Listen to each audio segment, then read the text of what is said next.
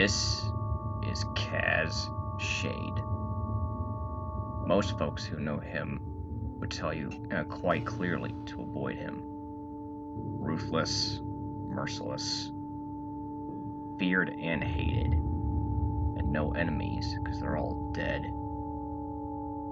But no matter the backstory, even the darkest of characters have history, a childhood. Kaz is no different. One steeped in many reasons for his hatred of humanity, some of which may give you a deeper understanding of why exactly he thinks the way he does, and more than that. Spanning over 888 years ago, Kaz, a child of about 20 years old, is given his first weapon from his father, the Scimitar of Chaos.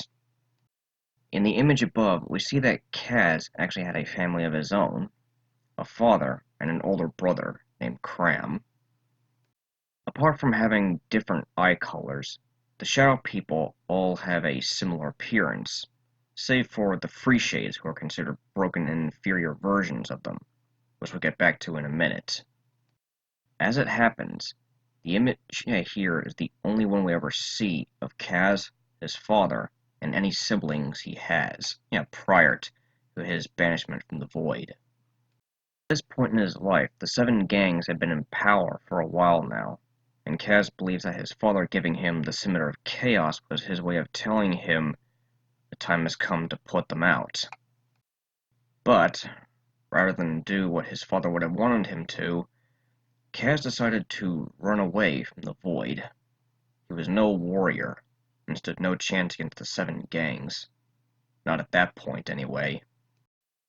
In an effort to escape the guilt of leaving his father behind, Kaz told himself that he was just running away from the 7 gangs and all their laws. But the truth is, he was running away from the guilt of not protecting him when he needed it the most.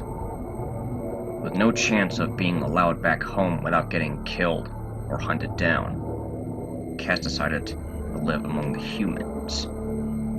But this is where his anger starts to take in. To ensure that he could blend in with humanity without causing a panic, Kaz used a spell called the Glamour that allowed him to take human shape and form. However, as time went on, Kaz would grow to hate the humans for the way they acted. In that point in time, the world was at the high point of the Crusades, and it was here where Kaz really started to get aggravated with humanity's actions. The senseless killings were a hassle, all the bickering was a hassle, the many betrayals, the factions, the constant threats between both sides.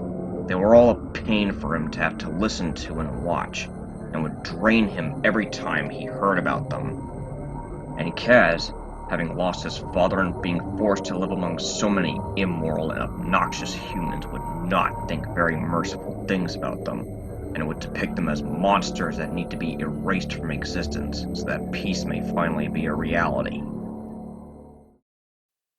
Speaking of which, several years after the end of the Crusades, Kaz had been contacted by the Free Shades and their leader at the time.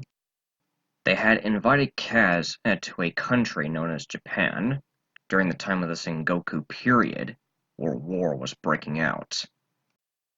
As understandably reluctant as Kaz was to see more bloodshed, Kaz hesitantly agreed to go. However, it was here where he encountered a very special sort of human, one that he did not expect to behave so differently from most. Oda Nobunaga, one of the first unifiers of Japan of the Sengoku period, and one of the most powerful. Though widely known for his brutal suppression of determined opponents, Kaz discovered a method to Oda's madness.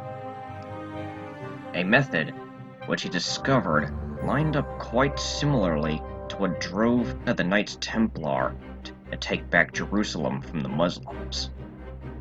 His end goal?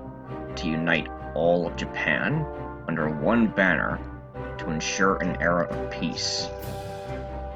This, in turn, caused Kaz to give himself pause and began to process how one man, through so much slaughter and bloodshed, intended to bring peace. Perhaps that's why Crusades began in the first place, he thought to himself. If there's brutally corrupt people in the world, then there needs to be brutally just people willing to end lives just to ensure that peace is brought back into the world. One aspect of peace that people are willing to die for is freedom from oppression, which is what we in America know as the Revolutionary War.